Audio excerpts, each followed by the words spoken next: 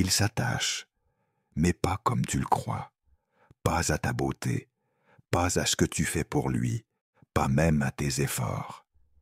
Il s'attache à quelque chose de bien plus profond, quelque chose que Carl Jung a passé sa vie à étudier, quelque chose qui échappe à la logique, mais qui capture l'âme. Aujourd'hui, tu vas découvrir ce secret que peu de femmes comprennent vraiment. Ce n'est pas une technique, ce n'est pas un jeu.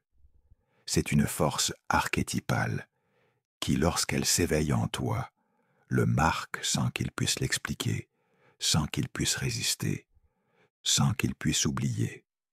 Avant de commencer, je t'invite à activer ton like maintenant et à t'abonner à cette chaîne. C'est gratuit pour toi et cela me permet de continuer à créer ce contenu qui transforme des vies. Partage aussi cette vidéo avec une femme qui en a besoin. Prête? Entrons dans les profondeurs, le reflet de l'âme, ce qu'il voit en lui. Quand il te regarde. Carl Jung disait quelque chose de révolutionnaire pour son époque, quelque chose que la plupart des gens ne comprennent toujours pas aujourd'hui.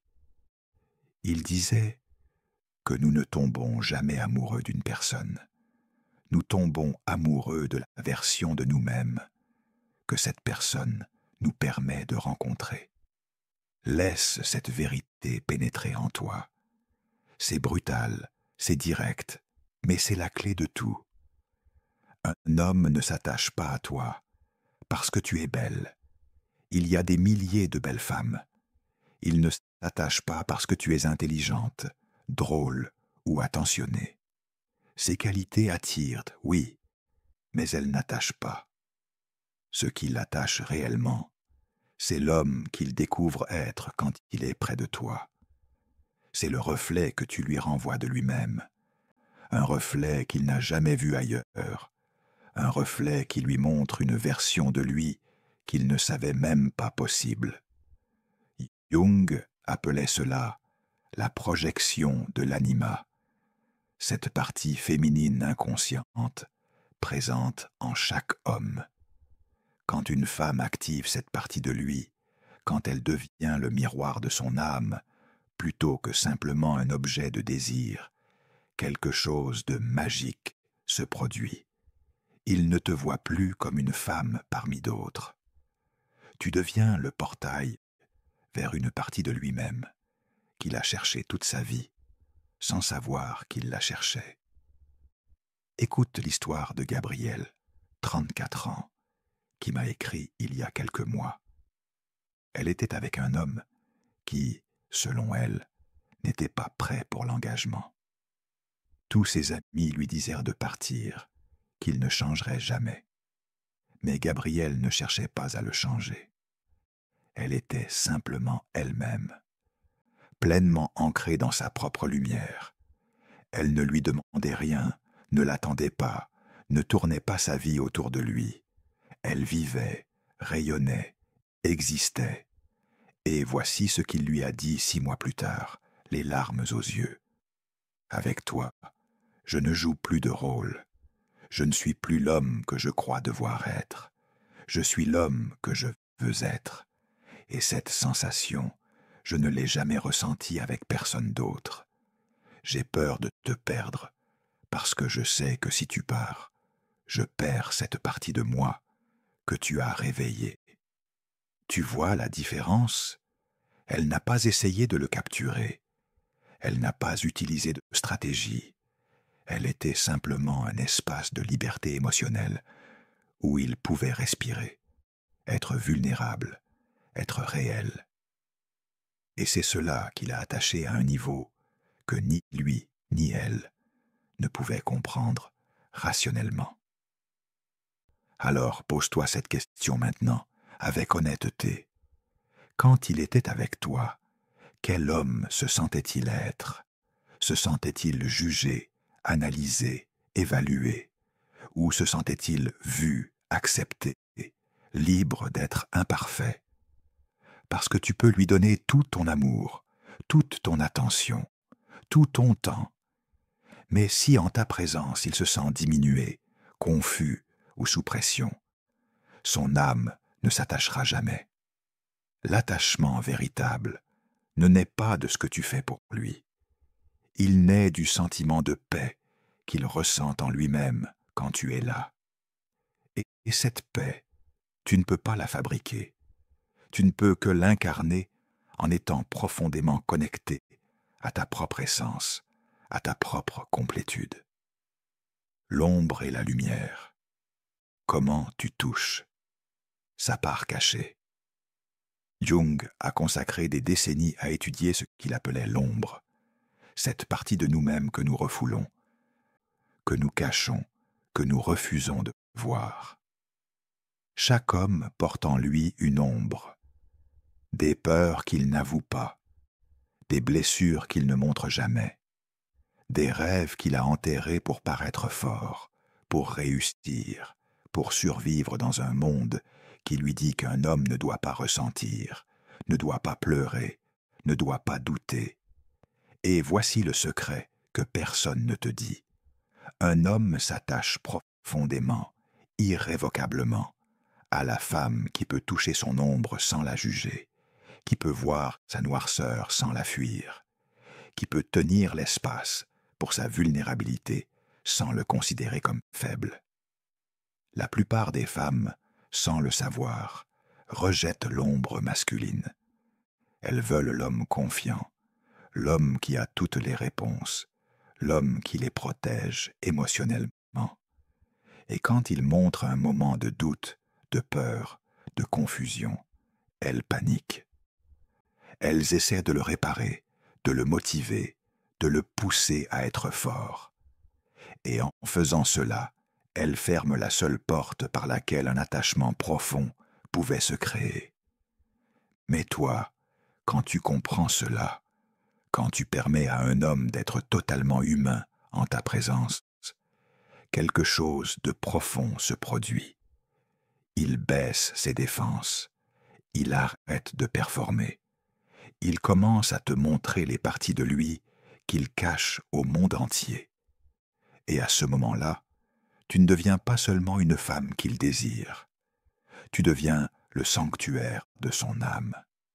Jung disait « Ce qui n'est pas amené à la conscience revient sous forme de destin ». Un homme qui ne peut jamais montrer son ombre cherchera inconsciemment des situations, des relations, des drames qui le forceront à la confronter. Mais la femme, qui peut consciemment tenir l'espace pour cette ombre, qui peut l'accueillir sans essayer de la changer, devient pour lui ce que Jung appelait l'anima réalisé, la manifestation extérieure de sa propre complétude intérieure. Laisse-moi te donner un exemple concret. Thomas, 41 ans, était un homme que toutes les femmes voulaient. Entrepreneur à succès, physique avantageux, charisme naturel. Il avait eu des dizaines de relations, mais aucune ne durait, jusqu'à ce qu'il rencontre Léa. Léa n'était pas la plus belle, ni la plus brillante, ni la plus impressionnante. Mais elle avait quelque chose que les autres n'avaient pas.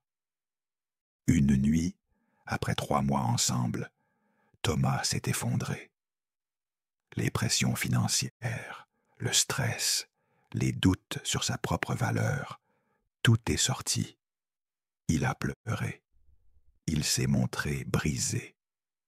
La plupart de ses ex auraient essayé de le consoler rapidement, de lui dire que tout irait bien, de ramener l'homme fort qu'elle connaissait.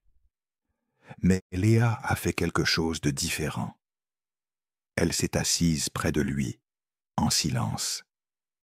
Elle a simplement été là, sans jugement, sans peur, sans besoin de réparer quoi que ce soit.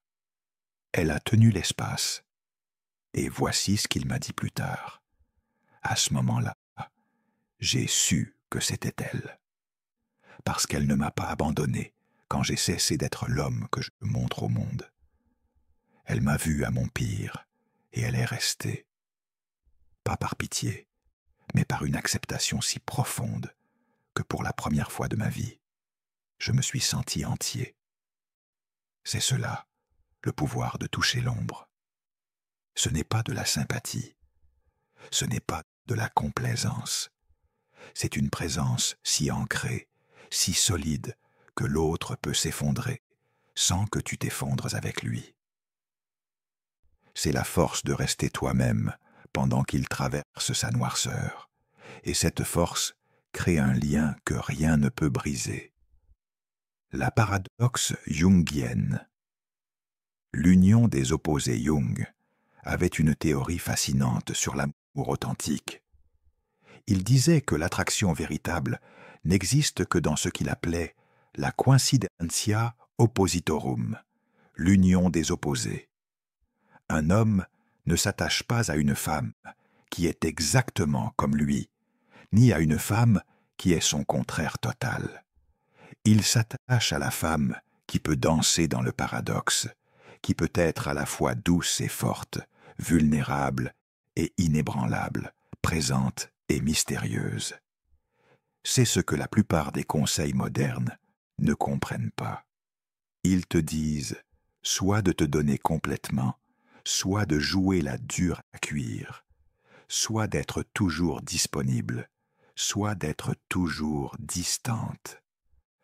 Mais ces approches sont unidimensionnelles, et elles échouent précisément parce qu'elles sont unidimensionnelles. L'homme psychologiquement mature, l'homme qui est prêt pour une connexion profonde, est inconsciemment attiré par la complexité, par la multiplicité, par une femme qui refuse d'être réduite à une seule facette. Il cherche celle qui peut être un mystère sans être inaccessible, qui peut être présente sans être envahissante, qui peut l'aimer intensément sans perdre son propre centre. Jung appelait cela l'intégration des archétypes. Dans chaque femme vivent plusieurs archétypes: la mère, l'amante, la guerrière, la sage. La femme qui active un attachement profond n'est pas celle qui n'incarne qu'un seul archétype. C'est celle qui peut fluidement passer de l'un à l'autre selon ce que le moment demande, sans jamais se perdre dans aucun d'eux. Elle peut être la mère qui nourrit son âme fatiguée, mais sans devenir celle qui le maternelle jusqu'à l'étouffer. Elle peut être l'amante qui enflamme son désir, mais sans se réduire à un objet de plaisir. Elle peut être la guerrière qui défend ses propres limites, mais sans devenir agressive ou fermée. Elle peut être la sage qui le guide par sa sagesse, mais sans le condescendre. Cette multiplicité, cette capacité à contenir les opposés, c'est ce que Jung identifiait comme la marque de l'individuation, le processus de devenir pleinement soi-même. Et un homme, même s'il ne peut pas le nommer, ressent cette plénitude. Son âme la reconnaît, son inconscient y répond, et il s'attache parce qu'en ta présence, il ne rencontre pas une demi-personne qui a besoin de lui pour être complète. Il rencontre un être humain entier qui choisit de partager son chemin avec lui. Voici comment cela se manifeste concrètement. Tu peux rire avec lui comme une amie, partager de la légèreté, de la joie, de la complicité. Mais tu peux aussi, le moment d'après, le regarder avec cette intensité profonde qui dit « Je te vois vraiment ». Tu peux être celle qui prend soin de lui quand il est malade, qui prépare sa soupe, qui s'assure qu'il se repose. Mais tu es aussi celle qui ne tolérera pas qu'il te manque de respect, qui posera fermement ses limites si nécessaire. Cette fluidité, ce refus de te laisser enfermer dans une seule case, c'est ce qu'il fascine. Parce que chaque fois qu'il pense te comprendre complètement, tu lui révèles une nouvelle facette, non pas par manipulation, non pas par jeu, mais simplement parce que tu es une femme complète qui a fait le travail d'intégrer toutes ses parts. Et voici le paradoxe le plus puissant de tous. plus tu es complète en toi-même, plus tu deviens fascinante pour lui. Plus tu t'aimes et t'acceptes dans toute ta complexité, plus il se sent attiré par cette complétude. Car Jung avait raison. Nous ne cherchons pas quelqu'un pour nous compléter, nous cherchons quelqu'un qui nous inspire à devenir complet. La synchronicité émotionnelle. Quand vos âmes communiquent, Jung a introduit un concept révolutionnaire qu'il appelait la synchronicité, des coïncidences significatives qui ne peuvent pas être expliquées par la causalité normale. Il croyait que certaines connexions entre les âmes créent des événements, des moments, des expériences qui dépassent le rationnel. Et dans l'attachement profond, cette synchronicité joue un rôle que peu comprennent. Un homme s'attache irrévocablement quand il commence à vivre ces moments de synchronicité avec toi, quand il pense à toi et que tu l'appelles à ce moment précis, quand vous finissez les phrases l'un de l'autre, quand vous ressentez les émotions de l'autre sans mots. Ces moments ne peuvent pas être fabriqués. Ils ne peuvent pas être stratégiquement planifiés. Ils émergent d'une connexion qui transcende l'ego, qui se produit à un niveau d'âme. Et quand un homme commence à les vivre avec toi, quelque chose dans son inconscient enregistre cela comme un signe que cette connexion est différente, spéciale, destinée. Jung disait « La rencontre de deux personnalités est comme le contact de deux substances chimiques. S'il y a une réaction, les deux en sont transformés. » Cette transformation, c'est ce que recherche l'âme masculine, même si l'ego masculin la fuit. Un homme peut consciemment chercher la facilité, la légèreté, l'absence de complications. Mais son âme cherche la transformation. Et quand il te rencontre, toi qui es connecté à ton propre processus d'individuation, son âme reconnaît en toi une alchimiste capable de le transformer. C'est pourquoi les hommes les plus évolués s'attachent aux femmes qui les challengent intérieurement. Non pas par conflit, non pas par drame, mais par la simple présence d'une conscience éveillée qui les invite, par son existence même, à s'élever. Tu n'as pas besoin de lui dire de changer. Ta propre transformation, ton propre travail intérieur, ta propre connexion à quelque chose de plus grand que l'ego, tout cela émet une fréquence que son âme perçoit. Sophia, 29 ans, m'a raconté comment elle avait vécu cela.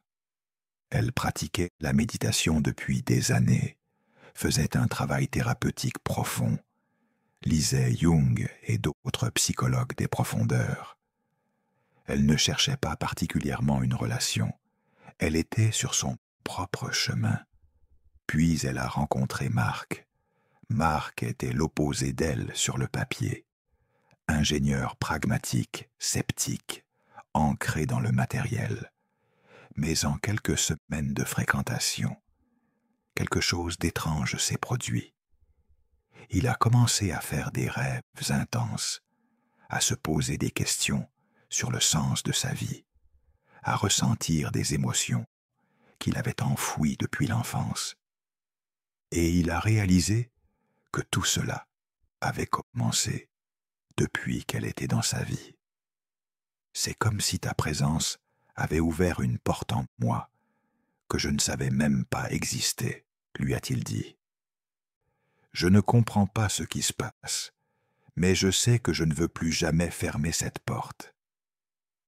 C'est cela, la synchronicité émotionnelle.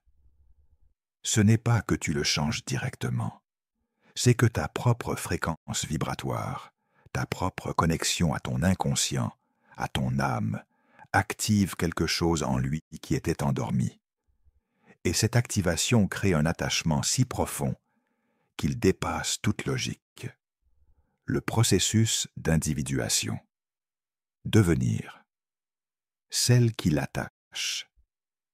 Sans effort. Maintenant, Voici la partie la plus importante.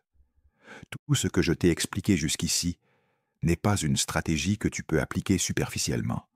Ce n'est pas une technique de séduction. C'est le résultat naturel de ton propre processus d'individuation, ce que Jung décrivait comme le voyage vers la plénitude de soi.